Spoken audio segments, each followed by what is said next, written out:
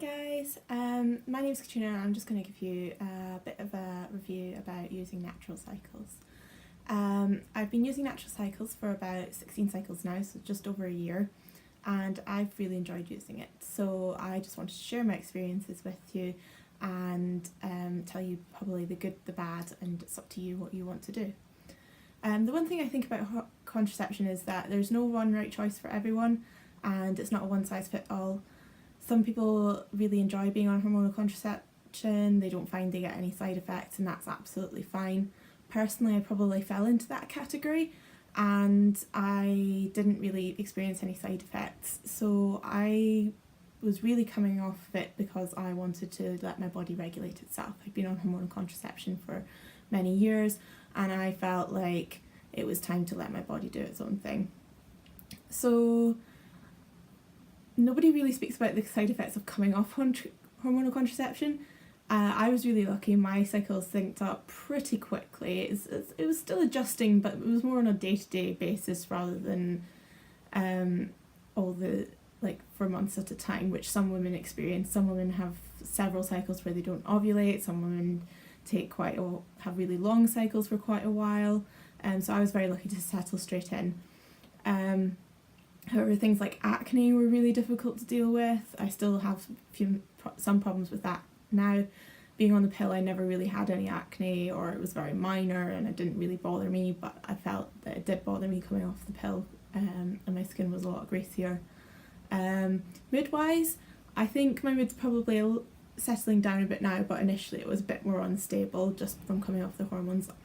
Some women find hormones really mess about with their mood, and when I was on single hormone contraception that was definitely true, but now I would say I'm settling down a bit, but it was a little bit hormonal initially.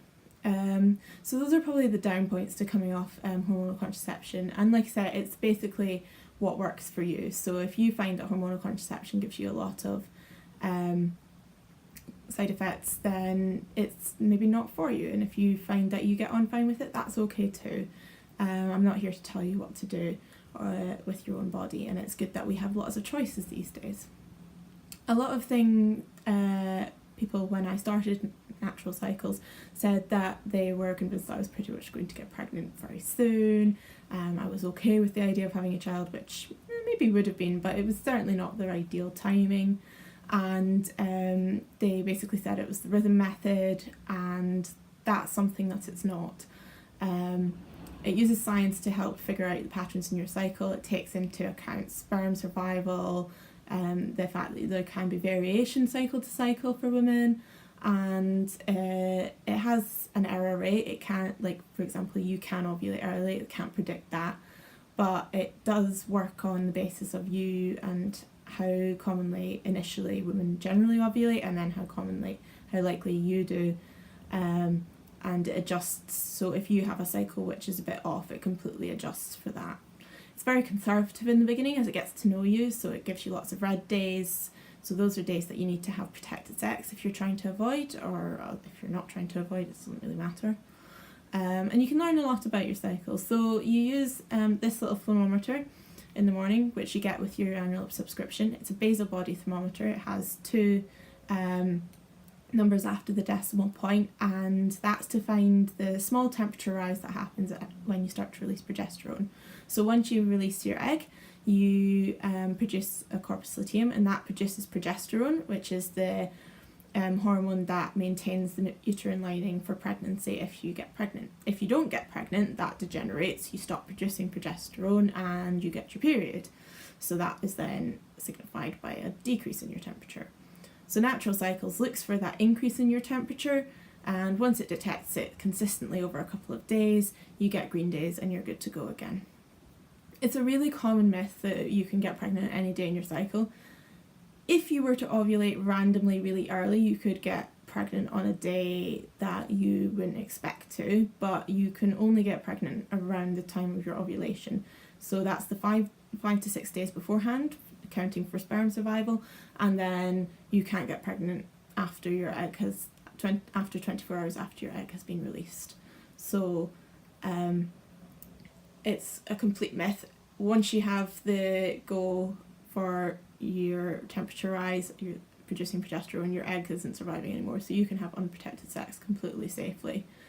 Up until your period. Depending on when you ovulate, you'll probably have green days from your period up until a couple of days after, and then you would be back to red days before it finds your ovulation again. You can use things like really cheap LH tests as well, which help detect when you're likely to ovulate. So that increases the accuracy of the app again.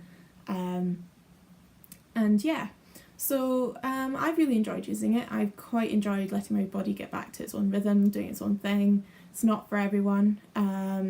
Some say it's probably better for people who are in relationships and maybe okay with having children. I'm not going to say that's true, because if you're having casual sex with unknown partners or new partners, then you should really be using a condom anyway. The majority of pregnancies I've seen have been due to people using withdrawal as a method, and it's important to know that withdrawal is not a method of contraception at all. There's been 1 or 2 people caught out from early ovulation, which is within the app's failure rate. There's been a lot of bad press about it, saying that it's got a high failure rate and it's misreporting things. If you look at the studies, there's about a 93% accuracy with typical use. That basically means as a regular woman, use the app properly. So with perfect use, you'd be looking at 99, 100%. And with typical use, so the fact that you might forget to measure your temperature in the morning, or you might not put in the right numbers, or you might not be taking your temperature correctly, then that might cause failure. So that's basically the same as forgetting to take your pill, forgetting to use a condom, protect it properly, the condom breaking, things like that. So that's within what we talk about with typical use. So yeah, if you have any questions, feel free to message me, and yeah, I'll leave a referral code in the app. I'll look at explaining the contraceptive cycle, not the contraceptive cycle, the menstrual cycle in more detail in another video in the future. But yeah, that's my general opinion of natural cycles. I hope you've found the video useful, and I hope that if it's right for you, you'll sign up.